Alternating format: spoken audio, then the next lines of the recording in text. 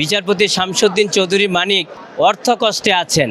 Supreme কোর্টের appeal ডিভিশনের সম্মানিত বিচারপতি, একজন বীর মুক্তিযোদ্ধা বিচারপতি শামসুদ্দিন চৌধুরী মানিককে আজকে একটি দুর্নীতি এবং মানি লন্ডারের একটি মামলায়, যে 1947 সালের এবং সংশোধনী 2004 সালের মানি লন্ডারি এবং দুদকের মামলার 27-এর ক ধারায় ওনাকে প্রাক্তন আপিল ডিভিশনের বিচারপতি শামসুদ্দিন চৌধুরী মানিককে গ্রেপ্তার দেখানো হয়েছে।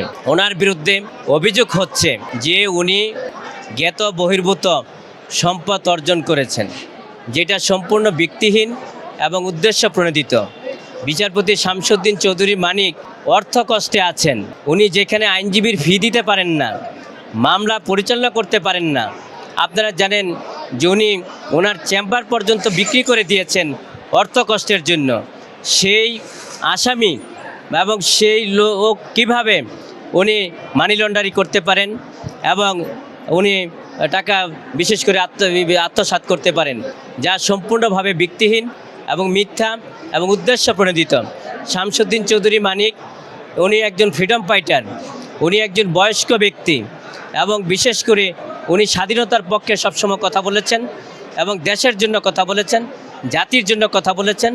এবং মহামান্য সুপ্রিম কোর্টে যতগুলো আলোচিত জাজমেন্ট হয়েছে, এই শামসুদ্দিন চৌধুরী মানিকের হাত ধরেই সেটা হয়েছে। সেই কারণেই এই সরকার ঈর্ষান্বিত হয়ে ওনার বিরুদ্ধে একের পর এক মামলা দিয়েছেন এবং সুনির্দেশ দেখানো হচ্ছে এবং গ্রেপ্তার দেখানো হচ্ছে। সেই কারণেই আজকের যে মামলাটা মানি লন্ডারি এবং দুদকের মামলা নাম্বার হচ্ছে, আজকে এই মামলায় 12/25 এই দুদক এবং মানি লন্ডারির মামলায় ওনাকে আজকে গ্রেপ্তার দেখানো হয়েছে। যে বিচারপতি সাহেব আজকে জেলহাজতে আছেন, যিনি অর্থ কষ্টে আজকে আছেন, মামলা পরিচালনা করার ওনার টাকা নাই এবং মামলা আইনজীবীদের ফি দিতে পারছে বা উনি পারেন নাই। ওনার প্রতিষ্ঠিত একটি চেম্বার ছিল, সেই চেম্বারও উনি বিক্রি করে দিয়েছেন। সুতরাং ওনার বিরুদ্ধে অর্থ পাচার বা মানি লন্ডারি এবং জ্ঞাত আয় বহির্ভূত যে অভিযোগ করা হয়েছে, যা সম্পূর্ণ ভিত্তিহীন এবং মিথ্যা এবং উদ্দেশ্য প্রণোদিত।